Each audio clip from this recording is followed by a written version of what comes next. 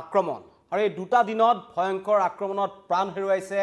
120 জনৰো অধিক সাধাৰণ জনতাই এতিয়া ধ্বংসস্তূপৰ মাজত উদ্ধাৰ হৈছে মৃতদেহ আৰু হাস্পতালে আৰ্তজনৰ চিৎকাৰ এক ভয়ংকৰ পৰিস্থিতি হতাহতৰ সংখ্যা মৃতকৰ সংখ্যা বৃদ্ধি পোৱাৰ আশংকা ভয়ংকৰ আক্ৰমণ চলিছে এয়াৰ ষ্ট্ৰাইক চলিছে আৰু এই পৰিস্থিতি গাজাৰ ইজৰাইলে ভয়ংকৰ আক্ৰমণ কৰিছে যেটো সময়ত আশা কৰা হৈছিল ডনাল্ড ট্ৰাম্পে মধ্যপ্ৰাচ্য ভ্ৰমণ কৰিছে শান্তিৰ এক বাৰ্তালৈ মধ্যপ্ৰাচ্যলৈ ডনাল্ড ট্ৰাম্প আহিছে বুলি কৈছিল আৰু তাৰ পিছতেই প্ৰথম বছৰ আমি যেনেদৰে দেখিছিলোঁ গাজা আৰু ইজৰাইলৰ মাজত হামাস আৰু ইজৰাইলৰ মাজত যুদ্ধবিৰতি সম্পন্ন হৈছিল যুদ্ধবন্দী প্ৰত্যাপন হৈছিল কিন্তু শেষ পৰিস্থিতি এতিয়া একে হৈ থকা নাই এতিয়া পৰিস্থিতি ভয়ংকৰ হৈছে এইবোৰ পৰিস্থিতি গাজাৰ ইজৰাইলে ভয়ংকৰ এয়াৰ ষ্ট্ৰাইক কৰিছে ইজৰাইলৰ বায়ু সেনাই ভয়ংকৰ আক্ৰমণ চলাইছে নেৰা নাপেৰাকৈ 48 ঘণ্টাত নেৰা নাপেৰা তেওঁলোকে আক্ৰমণ কৰি আছে আৰু এই আক্ৰমণত এক প্ৰকাৰ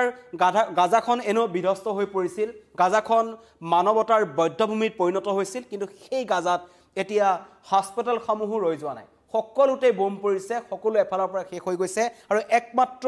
কেন্সাৰ হাস্পতালখন গাজাত থকা একমাত্ৰ কেন্সাৰ হস্পিটেলখন বন্ধ হৈ পৰিছে যাৰ বাবে এটা সমগ্ৰ গাজাত 10 লাখ লোকে অনিদ্ৰা অনাহাৰে তেওঁলোক পলাই থাকিব লগা হৈছে ভয়ংকৰ আক্ৰমণ চলিছে ইজৰাইলৰ ফালৰ পৰা হামাসৰ ঘাটি বুলি জনা যায় এখিনি গাজা ষ্ট্ৰিপ একদম সৰু এখিনি স্থান সেইখিনি সময়ক লৈ পেলাই যি হামাসে এটা কথা কৈছিল যে 2 মাৰ্চৰ পৰা গাজালৈ সাহায্যৰ প্ৰবাহ বন্ধ হৈ আছে তাৰ পিছত এনেও গাজা ষ্ট্ৰিপত থকা লোকসকলৰ মাজত খাদ্য সংকটে দেখা দিছে তেওঁলোকৰ যি জিআই থাকিবলৈ যিখিনি ন্যূনতম প্ৰয়োজন থাকিব লাগে সেইখিনিও তেওঁলোকৰ নাইকিয়া হৈ গৈছে ন্যূনতম প্ৰয়োজনীয়তা হ'ব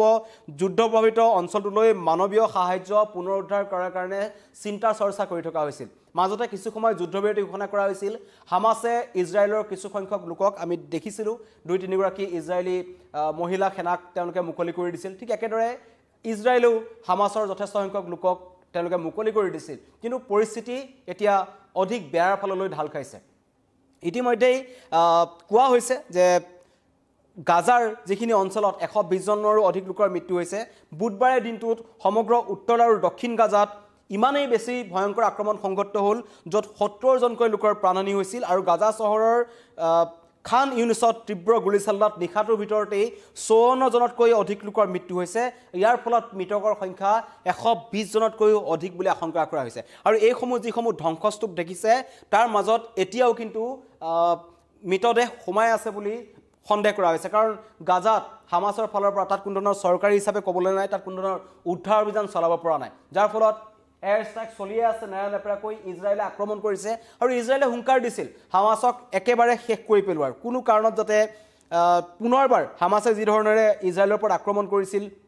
আমি দেখিছিলোঁ হঠাৎ আক্ৰমণ কৰি দিছিল হামাসে আৰু উগ্ৰপন্থীয়ে তেওঁলোকক আক্ৰমণ কৰিছিল সমৰ্থন কৰিছিল কোনে কোনে হেতু আমি সকলোৱে জানো যি পাকিস্তানক সমৰ্থন কৰিছিল তুৰ্কী এনেকুৱা কিছুমান দেশ আছে তেওঁলোকে কিন্তু ইজৰাইলৰ বিৰুদ্ধে উস্তাদনি দিছিল তো এতিয়া পৰিস্থিতি অধিক ভয়ংকৰ হৈ পৰিছে এতিয়া মানৱতাৰ দৃষ্টিকোণৰ ফালৰ পৰা যদি চাবলৈ যাওঁ গাজাখন এতিয়া মানৱতাৰ বদ্ধভূমিত পৰিণত হৈছে শিশু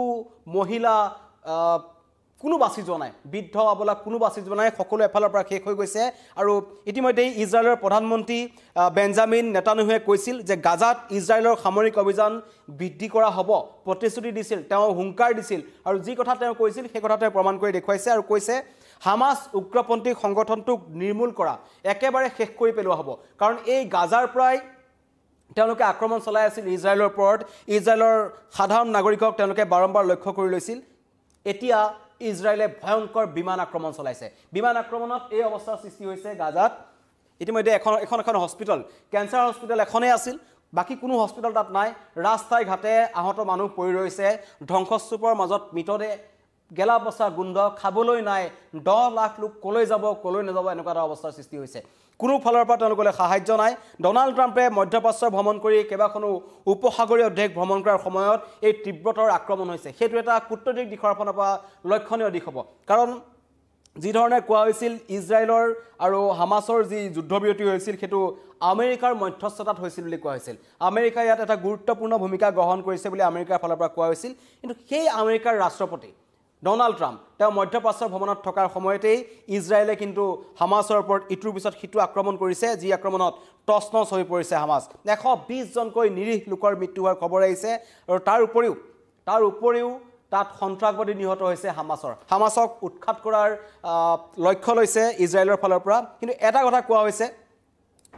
যি মানৱীয়তাৰ দৃষ্টিকোণৰ ফালৰ পৰা যুদ্ধ চলি থকাৰ সময়তো যি জীয়াই থকাৰ অধিকাৰ থাকে সকলো দেশত প্ৰত্যেকজন মানুহৰ জীয়াই থকাৰ অধিকাৰ থাকে সেই জীয়াই থকাৰ অধিকাৰটো কৰবাত নহয় কৰবাত যেন গাজাৰ লোকসকলৰ বাবে এতিয়া নাইকিয়া হৈ পৰিছে কাৰণ 10 লাখ লোকে তীব্ৰ ক্ষুধা সংকটৰ সন্মুখীন হৈছে গাজাৰ স্বাস্থ্য মন্ত্ৰালয়ৰ ফালৰ পৰা কোৱা হৈছে গাজাৰ একমাত্ৰ চিকিৎসালয় খান ইউনিছ যিখন চিকিৎসালয় এতিয়াও কৰ্কট ৰোগৰ চিকিৎসাৰ ব্যৱস্থা আছিল একমাত্ৰ এখন চিকিৎসালয়ত ভাবক আমাৰ সৰু এখন জিলাত চহৰত এটা কেন্সাৰ হস্পিটেল দিয়া হৈছে কিমান কেন্সাৰ ৰোগীৰ সংখ্যা বৃদ্ধি পাইছে সমগ্ৰ দেশত ঠিক তেনে অৱস্থাত গাজাৰ নিচিনা এখন চহৰত মাত্ৰ এখনেই কেন্সাৰ হস্পিটেল আছিল সেইখনো আক্ৰমণত বন্ধ কৰি দিব লগা হৈছে ইজৰাইলৰ বিমান আক্ৰমণত এই সুবিধাটো এই অঞ্চলখিনি বেয়াকৈ ক্ষতিগ্ৰস্ত হৈছে ওচৰৰ পথসমূহ যাব নোৱাৰা অৱস্থা হৈছে যাৰ বাবে বিশ্বব্যাপী ক্ষুধা সংকটৰ অগ্ৰণী কৰ্তৃপক্ষ ইন্টিগ্ৰেটেড ফুড সিকিউৰিটি ফেজ ক্লাছিফিকেশনৰ অনুসৰি 5 লাখ পেলেষ্টাইন লোকে সম্ভাব্য অনাহাৰৰ সন্মুখীন হৈছে এইটো এটা ৰেকৰ্ড আছে আইপিসি ফালৰ পৰা দিয়া হৈছে প্ৰায় 5 লাখ পেলেষ্টাইনিয়ে খাবলৈ পোৱা নাই 10 লাখ পেলেষ্টাইনি জীয়াই থাকিবলৈ পৰ্যাপ্ত খাদ্যৰ সন্ধানত আছে পানী নাই খাবলৈ কোনো ধৰণৰ সংগ্ৰাম কৰিব লগা হৈছে ইজৰাইলৰ চৰকাৰৰ মুখপাত্ৰ ডেভিড মেনচাৰে বৃহস্পতিবাৰে গাজাত খাদ্য সংকটৰ নাটনি হোৱাটো অস্বীকাৰ কৰিছে ইজৰাইলৰ ফালৰ পৰা ইজৰাইলে কৈছে এইবোৰ হামাছৰ এখন নাটক ইজৰাইলৰ ফালৰ পৰা মন্তব্য আহিছে যি ইজৰাইলে আক্ৰমণ কৰি আছে তেওঁলোকে দাবী কৰিছে হামাছে খাদ্য যোগান ধৰিছে খাদ্য যোগান বন্ধ কৰি ৰাখিছে কৈছে তেওঁলোকে জনসাধাৰণৰ বাবে খাদ্য মুকলি কৰাটো প্ৰয়োজন এটো হামাছেহে বন্ধ কৰি ৰাখিছে সাধাৰণ জনতাৰ বাবে এই অভিযোগ আনিছে ইজৰাইলৰ ফালৰ পৰা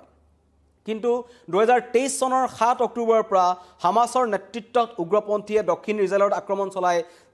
1200 জন লোকৰ মৃত্যু হৈছিল ইয়াৰ প্ৰতিক্ৰিয়া স্বৰূপে ইজৰাইলে বৃহৎ পৰিসৰৰ সামৰিক অভিযান আৰম্ভ কৰিছে য'ত 53000তকৈ অধিক পেলেষ্টাইনিয়ে এতিয়ালৈকে প্ৰাণ হেৰুৱাব লগা হৈছে এক ভয়ংকৰ পৰিস্থিতি 7 অক্টোবৰত ইজৰাইলৰ বিৰুদ্ধে আক্ৰমণৰ সময়ছোৱাত প্ৰায় 2050 জন পণবন্দী লোকৰ ভিতৰত 58 জন পণবন্দীক এতিয়াও হামাছে ধৰি ৰাখিছে চিন্তা আছে হামাছৰ কিন্তু এতিয়া ইজৰাইলৰ ফালৰ পৰা কোৱা হৈছে হামাছক একেবাৰে শেষ কৰি পেলোৱা হ'ব হামাছক উৎখাত কৰা হ'ব কাৰণ হামাছে যুদ্ধবিৰতি ভংগ কৰাৰ লগে লগে তেওঁলোকে পুনৰ মূৰ দাঙি উঠে তেওঁলোকে আকৌ আক্ৰমণৰ চেষ্টা চলায় বাৰম্বাৰ তেওঁলোকে আক্ৰমণৰ চেষ্টা চলায় এইবোৰৰ ওপৰত কিন্তু মন্তব্য আহিছে আৰু এতিয়া প্ৰতিশোধ লৈছে শক্তিশালী ইজৰাইলক আমি জানো ইজৰাইলে যেটো কৰে যিদৰে তেওঁলোকে কৰি দেখুৱায় হেতু এই ইয়াতে গম পোৱা গৈছে যে হামাছ যেটো সন্ত্ৰাসবাদী সংগঠন এটা উগ্ৰ এটা সন্ত্ৰাসবাদী সংগঠন উগ্ৰবাদী সংগঠন যিসকলে এটা মুছলিম উগ্ৰবাদী সংগঠন তেওঁলোকে তুৰস্কৰ সহায় পাইছে পাকিস্তানৰ সহায় পাইছে এওঁলোকে আক্ৰমণ কৰে সাধাৰণ নাগৰিকৰ ওপৰত আক্ৰমণ কৰে হঠাৎ ইজৰাইলৰ ওপৰত আক্ৰমণ কৰিছিল আৰু তেওঁলোকে কৰা ভুলৰ পৰিণতি এতিয়া পেলেষ্টাইনী নাগৰিকসকলে ভোগ কৰি আছে গাজাৰ নাগৰিকসকলে ভোগ কৰি আছে কোন শিশুসকলে এতিয়া খাদ্যৰ সংকটত ভুগিব লগা হৈছে তাতোতকৈ ডাঙৰ কথা যে একমাত্ৰ যিখন কেন্সাৰ ৰোগীৰ বাবে যিখন হস্পিটেল আছিল সেই হস্পিটেলখনো কিন্তু এতিয়া বন্ধ হৈ পৰিছে ইমানে ভয়ংকৰ আক্ৰমণ কৰিছে ইজৰাইলৰ ফালৰ পৰা থৰকাচুটি হেৰাইছে 2 মাৰ্চৰ পৰা গাজালৈ কোনো ধৰণৰ খাদ্য সামগ্ৰী পঠোৱা হোৱা নাই 2 মাৰ্চৰ পৰা বিশ্বৰ কোনো দেশৰ পৰা পেলেষ্টাইন এই গাজালৈ কোনো ধৰণৰ খাদ্য সামগ্ৰী যোৱা নাই ভাবক তেন্তে য'ত অনবৰতে যুদ্ধ বিগ্ৰহ হৈ আছে তাত মানুহসকলে কেনেকৈ খাব পাৰিছে ইয়াৰ ফলত এটা কথা স্পষ্টভাৱে কোৱা হৈছে মই আকৰবাৰ জনাইছো বিশ্বব্যাপী ক্ষুধা সংকটৰ বাবে যেটো অগ্ৰণী কৰ্তৃপক্ষ আছে ইন্টিগ্ৰেটেড ফুড সিকিউৰিটি ফেজ ক্লাছিফিকেশন যেটোক আমি আইপিসি বুলি কওঁ আইপিসি অনুসৰি প্ৰায় 5 লাখ পেলেষ্টাইনী লোকে সম্ভাব্য অনাহাৰৰ সন্মুখীন হৈছে পৰ্যাপ্ত পৰিমাণৰ খাদ্য তেওঁলোকে খাবলৈ পোৱা নাই আৰু 10 লাখ পেলেষ্টাইনীয়ে জীয়াই থাকিবলৈ পৰ্যাপ্ত খাদ্যৰ বাবে সংগ্ৰাম কৰি আছে এটুপি পানী এটুপি এমুঠি খাদ্যৰ বাবে তেওঁলোকে হাহাকাৰ কৰিবলগীয়া হৈছে এই পৰিস্থিতি জনাই আছো গাজাৰ পৰা ইজৰাইলে আক্ৰমণ দুদিনত কৰিছে দক্ষিণ গাজাৰ চহৰ যিখন খান ইউনিছ বুলি কোৱা যায় কালি তাত ভয়ংকৰ গুলিচালনা সংঘটিত হ'ল এই গুলিচালনাত নিখাতৰ ভিতৰতে 54 জনতকৈ অধিক লোকে প্ৰাণ হেৰুৱাব লগা হৈছে লগতে এই দুটা দিনত মৃত্যুৰ সংখ্যা 120 জনলৈ বৃদ্ধি পাইছে 120 জনৰ অধিক কাৰণ মই ইতিমধ্যে কৈছো উদ্ধাৰ কাৰ্য চলাব পৰা হোৱা নাই ধ্বংসস্তূপসমূহৰ মাজত এতিয়াও মৃতদেহ আবদ্ধ হৈ আছে তাৰ ভিতৰতেই পৰি ৰৈছে কোন শিশুৰ পৰা বৃদ্ধালৈকে সকলোৱে প্ৰাণ হেৰুৱাব লগা হৈছে বিমান আক্ৰমণৰ সময়ছোৱাত যোন যেনেকৈ আছে তাতেই মৃতদেহ পৰি ৰৈছে চিকিৎসালয়ে চিকিৎসা সেৱা বন্ধ কৰি দিয়া হৈছে ৰাস্তাই পথে সকলোতে আৰ্তনাদ শুনিবলৈ পোৱা গৈছে কাৰোবাৰ হাত নাই কাৰোবাৰ ভৰি নাই এনেকুৱা এক ভয়ংকৰ পৰিস্থিতি যুদ্ধ বিভীষিকাৰ মাজত গাজা চহৰ আছে এটা প্ৰজন্ম তাত শেষ হৈ গৈছে ৫৪,০০০তকৈ অধিক লোকৰ ইতিমধ্যে মৃত্যু হৈছে গাজাত এই হামাস আৰু ইজৰাইলৰ যি আক্ৰমণ সংঘটিত হ'ল এই ভয়ংকৰ যুঁজখনে মধ্যপ্ৰাচ্যক এক প্ৰকাৰ অশান্ত কৰি ৰাখিছে আৰু এই যি মধ্যপ্ৰাচ্যক লৈ শান্তি ঘূৰাই অনাৰ বাবে যি আমেৰিকাৰ ফালৰ পৰা কৈ থকা হৈছিল তেওঁলোকে পদক্ষেপ গ্ৰহণ কৰিছে যি দুমুখীয়া স্থিতি আমেৰিকাৰ ভাৰতৰ ক্ষেত্ৰতো সেইটো দুমুখীয়া স্থিতি আমি দেখিবলৈ পালোঁ